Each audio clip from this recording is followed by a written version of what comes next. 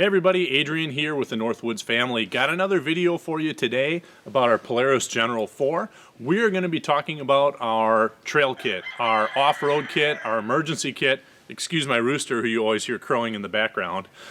Anyways, whatever you want to call it, it's a set of tools and supplies that we carry with us pretty much anywhere we go when we're out riding in this unit here. So, we have some other UTV videos, make sure you check them out on our channel, and we have some really cool ones coming up. We've got some really neat trips planned this summer with the family, doing some overlanding, some camping out of the UTV, so hit that subscribe button and be sure to check it out so you don't miss it.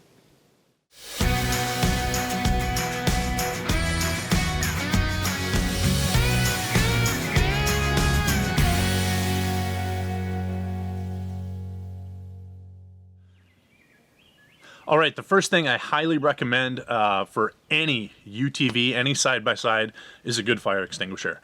Fires are pretty rare, but they can happen, and obviously the damage, the loss that can occur when you have a fire in your unit can be huge.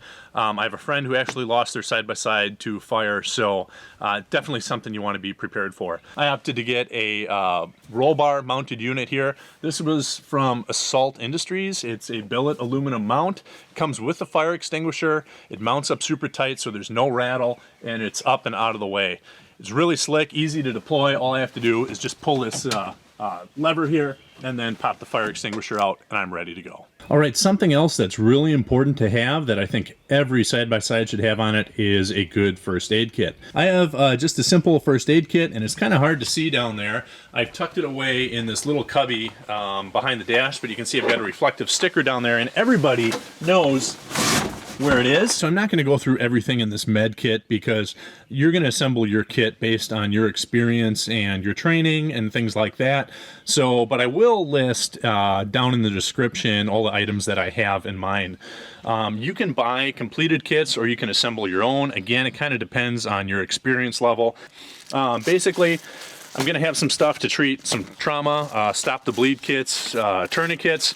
You know, if you run into a crash or you get into a crash or something like that, or, you know, you're clearing a log with your chainsaw, good idea to have some stuff. Stop the bleed. If you haven't gotten any training on it, it's really easy to do, guys, and it's absolutely something that any layperson can do that could potentially save someone's life. So I've got some trauma supplies here for that, some gauze. I have some eye wash, shears. I've got some hemostatic agents, some dressings. And then over here, I just have like all the basic kind of essentials for boo-boos. Advil, Tylenol.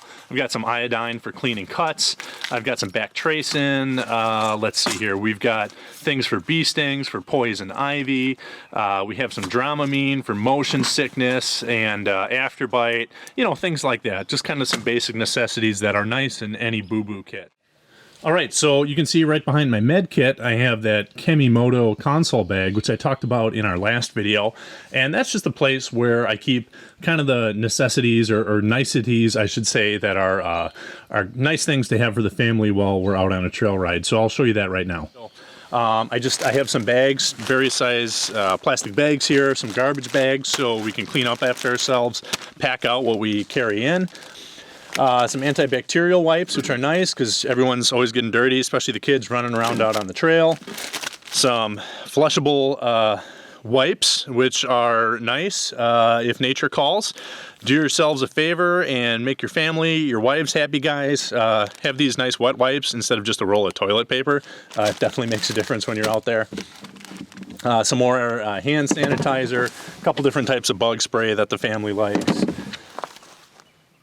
Suntan lotion, or sunscreen I should say. It's real easy. This is something that people tend to forget all the time, so we just keep a tube specifically in the general.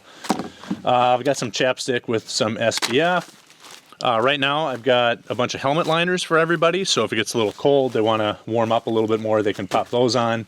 Roll of duct tape, always nice to have, use this stuff all the time for things. Just a little multi-tool. I have another tool set, but it's nice to have this easily accessible so I don't have to dig for my other toolkit. GPS, or if you're going to be out somewhere more remote, having a personal locator beacon, SOS beacon might be nice. A pair of gloves that are easily accessible. Always, if you got to clear some stuff off the trail or whatnot, cheap pair of gloves. And then a headlamp too. So if you need to find stuff in the dark, always nice to have. Underneath the front seats of the General 4 are some pretty decent sized storage compartments. So this is where we have some other items we may need when we're out on the trail, but things we would need to access less frequently. So, no particular order. I got some zip ties, light, just a little work light I had laying around. Got some ratchet straps. Ratchet straps are not just for tying down cargo, but I've seen people hold together broken suspensions and things like that with those. We have a just a little battery jump pack here. Lithium battery jump pack, so if our battery dies.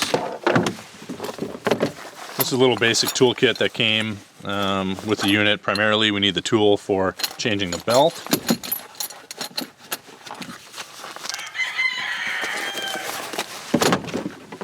Tire inflator. This will fill up a UTV tire in about 2 to 3 minutes. Plugs into the 12-volt outlet. Extra batteries. If you carry anything electronic that requires batteries, you're going to want extra batteries. So these are lithiums, AA's, AAA's, and some 3 volts. The lithium AA's and AAA's do a little bit better in the cold. So, and then of course the tire patch kit. This is something. I've had plenty of flat tires with our Ranger over the years, so basic tire patch kit. We've got our extra fuses, got our valve stem removal tool here, and some extra valve caps. So that's one side. Oh, and electrical crimpers, putters, wire strippers. All right, so that's kind of one side there. The other side, this is more of the recovery stuff. So we've got a few different straps here. I've actually got quite a few different straps. So I had a big tree saver, which I just took out because it was 4 inches wide. It was only 8 feet long, and it just took up so much room. It was hard to coil up. So basically I replaced it with a couple extra straps. So different size straps for recovery, and I can use any one of these as a tree saver. So just wrap around the tree a couple times and then use that as well. So now I have, let's see, I think these are all 20 footers, 20, 40. This is a 15. So you know, I've got 60 plus feet of recovery material here. Because you got to remember, depending where you're at, where you're riding, if you get stuck somewhere, you might not always have a tree close by. So something to keep in mind. That's why I went to the straps instead of the tree savers. And these all have working loads of anywhere from, you know, 3,000 to 4,500 pounds or so, I think. So they're not super heavy, but the unit is only about 1,800 pounds. You get stuck in the mud, yeah, you might be starting to approach, you know, the weight of the unit trying to pull it out. But this should be sufficient for anything we really need to do. Got some paracord, always comes in handy. Oh, that's more ratchet strap stuff. Some tape, electrical tape, duct tape, fixing body work or electrical components. And then to use for recovery as well, I've got 3 of these shackles. These are, I think these are 1/2 inch, yeah. 1/2 or even 3/4 inches are pretty common. Again, 3/4 are a little heavier duty, but look at the load rating, what the working load is. I think the 1/2 inch that I bought here are sufficient. And then 2 of the snatch blocks. And snatch blocks are used when you're using your winch. You route your winch cable back, hook it up to your side-by-side, and then you get a mechanical advantage because of the pulley. So you basically double the pulling capacity or the pulling power of your winch. And I have a second one so we can hook 2 up if we need to, if we don't have a you know, convenient pull point, and we can actually kind of change the direction of our pull. So that's what we carry underneath the seats, some extra gear that we may not need all the time, but we got plenty of stuff to get us out if we get stuck and recover our vehicle. And then we have a few other things to deal with tires, mechanical issues, and stuff like that. All right, then in the back of the unit, I have a few things here. I have a drive belt. I actually just picked this up the other day. I may get a case for it or a bag or something to put it in just to keep it clean. But this is a good idea to have. You know, a broken belt will totally ruin your weekend and leave you dead in the water, stranded in the woods. So definitely something that can break. You do want to have a spare one of these and the means to replace it. Just a simple jack. This is a Tusk scissor jack. There's also a mount for it. I'm not sure how I'm going to mount it up yet, so I just have the jack. Haven't used it yet, as you can see. All right, moving on to the toolkit. Shovel. I've got just some tie down straps here. Got some bungee cords. I've got a lighter for making fire, quart of engine oil for topping that off if it needs it. I have some starter fluid. This is actually used for seating a bead of a tire if you have a bead that comes off a tire. Some WD-40. I wound up picking up another hatchet and just a small saw. So if I'm really going somewhere in the backcountry or into the national forest, I have a really small chainsaw that I'll throw in the back here too. But eventually, it'll take a while, but eventually this will get me through pretty much any log that I need to at least cut through in order to clear space in the trail. All right, getting into some of the tools in here. I've got a basic ratchet set with metric ratchet. So I have special lug nuts on my tires, so I need a special adapter. This is for the Tusk wheels that I have.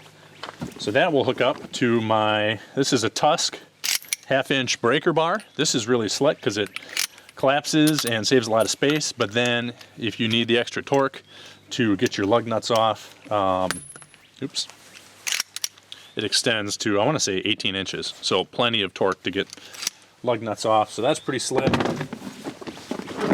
Got a, I think this is a 2-pound dead blow impact hammer, so sometimes you just need a big hammer to fix things. So we have that. Wrench set. So a metric wrench set. I go from 8 up to 19, and that covers pretty much everything I need. I've got a nut driver, a flat screwdriver more for prying and chiseling and stuff like that. I've got angle pliers, so a side cut pliers. I've got a couple different types of pliers, a knife, a needle nose pliers, vice grips, channel lock, crescent wrench, and then I've just got some nuts and bit drivers and things like that. All of the Torx head bits as well, because there's a lot of those that you need to pull stuff apart on the Polaris machines. So this has most of the tools that I need to be able to fix most of the problems, mechanical issues I might run into in the trail. The other thing you may want to consider adding is, depending on, again, where you're going, spare axles, spare bearings, things like that. It's all going to depend on your type of riding as well as your technical experience. You know, how well do you know your machine? How mechanically inclined are you to be able to do those repairs while you're on the trail? So that's a look at the emergency kit, at the trail kit that we put together for our new Polaris General 4. Hey, we'd love to hear your comments, your ideas. If there's anything you see that we're missing or something that you had in your kit that really helped you out in a jam, let us know. Tell us how your emergency kit helped make or break your trip. You know, we want to hear that kind of stuff because, frankly, that's how we learn too. You know, we put together this kit based on our experience with our Ranger and seeing some other people's emergency kits, but this is a new unit, this is a new type of riding we're going to be doing, so we're still learning as we go here too. If you want to see some more of our adventures, make sure you hit the subscribe button. We've got a couple rides planned coming up in the next few weeks. We've got some camping trips planned and some overlanding we're going to do with this. Plus, I have some pretty cool accessories coming in for this unit in the next couple weeks. We're going to do some unboxing videos and some other cool stuff and some reviews after we have a chance to check them out. So I think you're going to want to see that. I think this is going to be a really sick machine when she's all set up. I think it's pretty rad already. We sure love it. But yeah, if you're interested in UTVing, especially with the family, make sure you hit that subscribe button and check that out. Another thing to check out, if you haven't yet, is a video we did a couple weeks ago about some basic accessories that we added to our General here just to make the ride a little bit more comfortable and a little bit more family friendly. So that's something we're really going to be focusing on this summer, and we want you to check it out with us if that's something you're interested in. So again, thanks for the support. We'd appreciate a like and a subscribe if you want to see more, and ride safe, and we hope to see you out in the trails.